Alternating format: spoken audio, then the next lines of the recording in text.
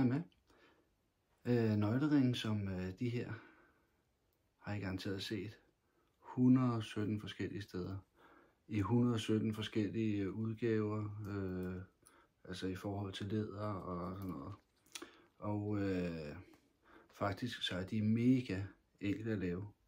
Og i dag der har jeg tænkt jer at vise jer, hvordan man kan lave dem på under 5 minutter. Lad os kigge på det.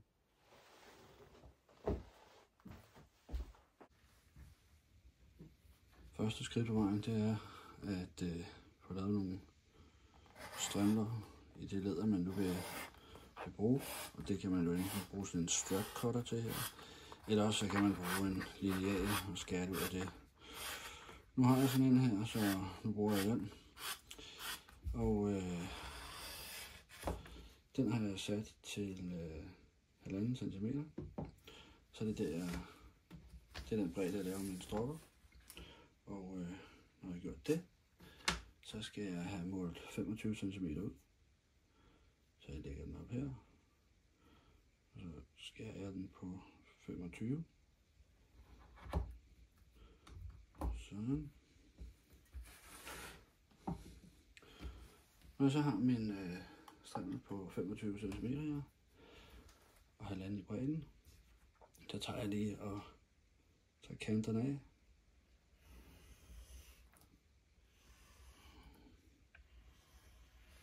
Sådan, den ene side, og den anden side.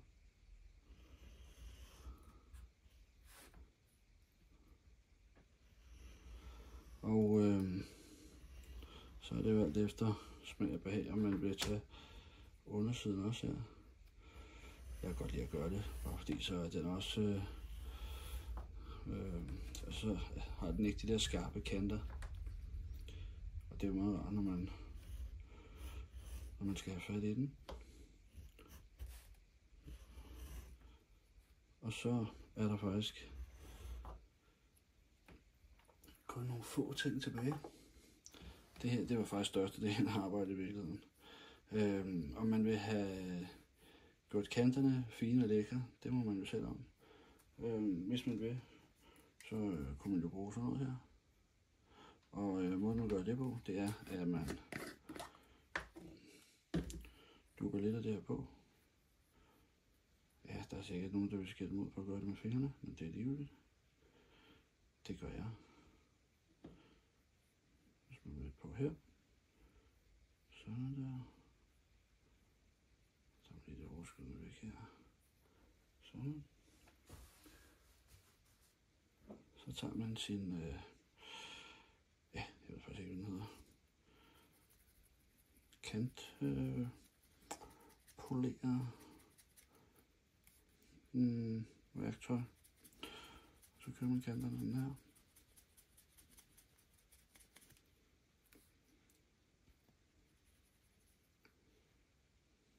Og det gør man så på begge sider selvfølgelig.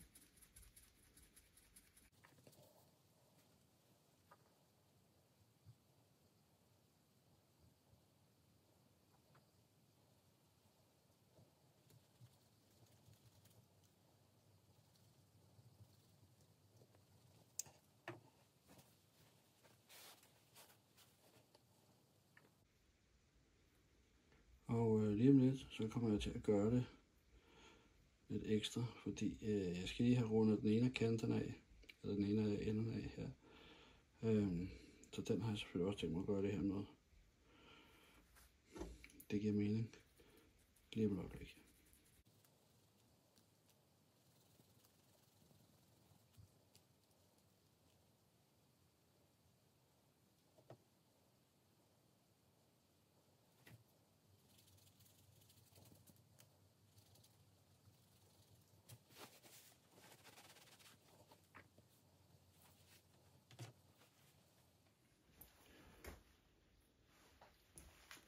Næste skridt, lille skridt, det er lige at få afrundet den ene ende her. Og der har jeg min søjleboremaskine, som jeg bruger som trykke.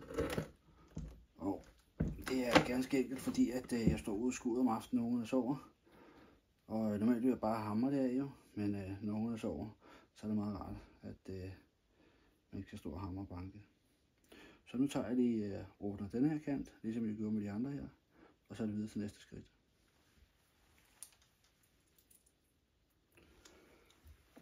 Det næste skridt, det er, at vi skal have lavet nogle huller her. Vi skal have sat vores ring på. Det gør jeg ved at lægge nøgleringen på her. Bukke denne her flade flap ind over her. Sådan her. Så lægger jeg denne her ind over her. Sådan. Så nu er den runde flap altså her, og den flade indvendigt. Så holder jeg lige sammen på det her, så siderne er lige. Så tager jeg mit hulredskab, sådan, og så presser jeg hullet igennem. Sådan. Sådan.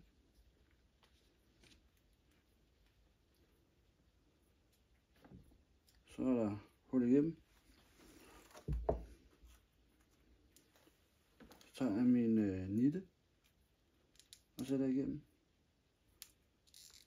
Sådan.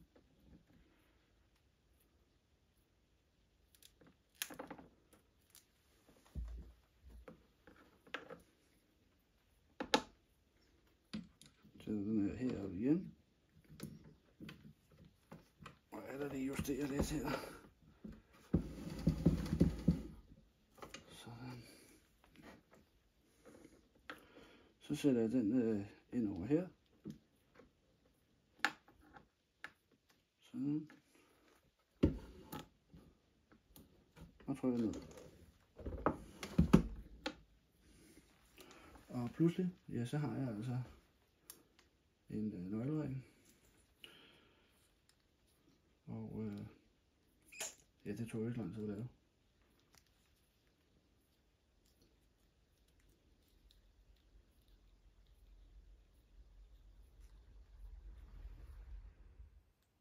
Så fik vi altså lavet nøgleringen her.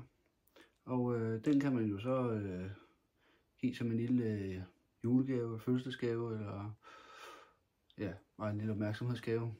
Og hvis man nu laver det i sådan noget her, sådan noget vegetabilsk læder, ja, så kan man måske lige sætte et navn i, eller trykke det på, hvis man har nogle bogstaver, og gøre det med. I hvert fald så er det et rigtig hyggeligt lille projekt at lave, og ja, så har man da i hvert fald et sted at have sine nøgler. Tak fordi I kiggede med.